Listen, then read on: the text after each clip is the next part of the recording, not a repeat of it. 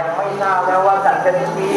มีอยู่ด้วยกัน15ครั้งก็นั่นเองนะครับใช้หางและเกี่ยวทางกิ่งไม้แล้วก็ห้อยหัวตัวลงมาในลักษณะ